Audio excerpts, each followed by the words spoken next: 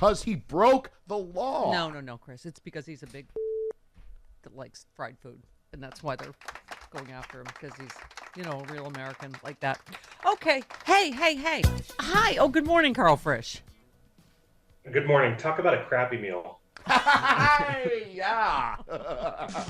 Now, I will note that I did text Travis and Chris to make sure I could say that word on air. Yes. Because I care That was so much pre-approved. about not being too blue. Thank you. That was perfect. Yeah, I guess Tucker didn't get the memo. That was very dear leader. That was like some. Because treat yourself to he this got the video. memo. He got the memo. He saw that his text messages had been made public. Yeah. And he decided he was going to supersize that meal. Yeah. I mean, but we were saying, I don't know whether it's just because they're off the Trump train or it's the Dominion lawsuit, but oh my God, they're actually reported that it was the Trump administration that rolled back the train safety regulations. Britt Hume, as I said earlier, was talking about how Trump didn't go to any train derailments, even the fatal ones in his administration. So journalism has broke out, Karl, on Fox. Your thoughts? Well, I think it has more to do with them trying to play in the Ohio primary against DeSantis with Trump than it does anything else. And also, this is not seeping through every level of the network. So until we see his sycophants in prime time turning on him, making him the Karen at the counter of a McDonald's, I don't see anything changing. Chris, Yes. who said this isn't just asking them to come in for an interview? This is asking for them to come in and be in the grand jury. And that is, to me, the fact that it shows that Jack Smith is really being tenacious regarding Ivanka and Jared's subpoena. Quick Draw McGraw. No, Andrew Weissman. Oh. Former prosecutor. He's good. Karl, BFD, I think so. Jared and Ivanka. I don't know. I'm sure that their publicist will place a story any day now about how they have nothing to do with any of this. Even if you saw them there testifying, it wasn't really them. They've got total distance from their father. But in reality, it is a huge deal. Yeah. When was the last time we saw children who had a role in the administration? First of all, rarely, right? And getting called before a grand jury. So, TikTok. Yeah. When are the shoes going to drop? When are the indictments coming? Yeah. I think that's what we're all waiting on. Yeah. Well, speaking of which, what are your thoughts on Emily, the chatty Georgia jury forewoman? Here's one thing. I kind of love her. I think she sat behind me in homeroom in 10th grade. Oh my God, you won't believe what's going to happen. One thing, Ethan on Twitter made me feel a little better. I'm going to ask Renato Mariotti about this in a little bit, former prosecutor. Ethan said impropriety after the grand jury convened is different than impropriety during a grand jury proceeding. There is nothing she can say that will get an indictment thrown out after the grand jury has already convened. Right.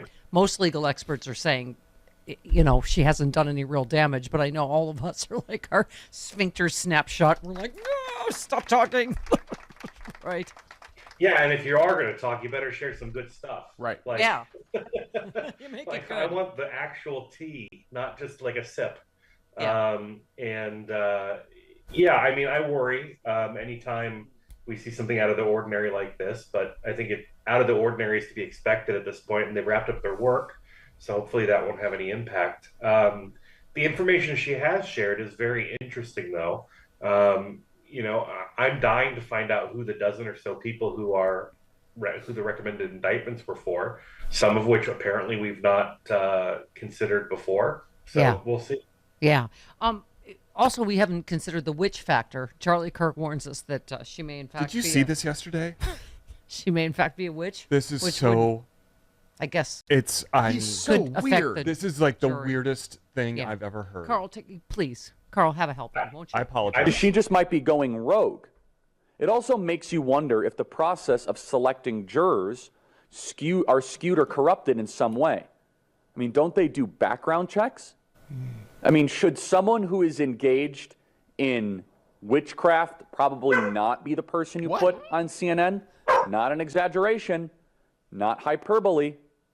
You go look at her Pinterest. She's into alchemy. She's into herbs. She's into casting spells, all sorts of really goofy and bizarre stuff. Oh, she's into herbs on Pinterest. You're a chef, aren't you? Into some herbs? I use lots of herbs. Okay. Yeah. And who cooks? Oregano. Throw me some basil. Wait, there's more, Carl. We're not done. Charlie Kirk. This is the kind of person proudly serving as the forewoman of many of our juries today. I just want to reiterate this. Juries are, allegedly random selections of people. There is some judge bias where they could decide to dismiss people and retain people, but you have a lot of people that believe this. You get a random sampling of America, you're going to get a random sampling of witches. It's not a comfortable truth for a lot of people. Is she going to have to do one of those I am not a witch ads that, what's her name, Christine O'Donnell had to do? It makes it sound like Tituba was the lead foreperson here. Yeah. From the Crucible.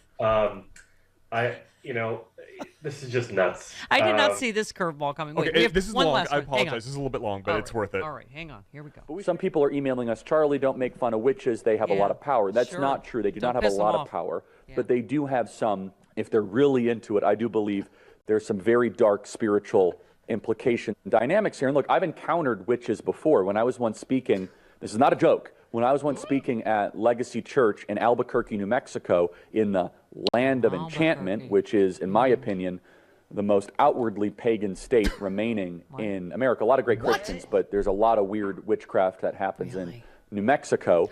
I spoke at Steve Smotherman's church, and I was talking about how I believe marriage was between one man and one woman. This was back in July of 2021. I'm not making a word of this up. And 3 witches came up, and they started saying stuff at me. And maybe it was a coincidence, maybe it wasn't, but I got super sick right after that. Again, maybe it's just a coincidence. Who knows? Maybe you think it's all a bunch of horse pucky and all that, but that was pretty chilling.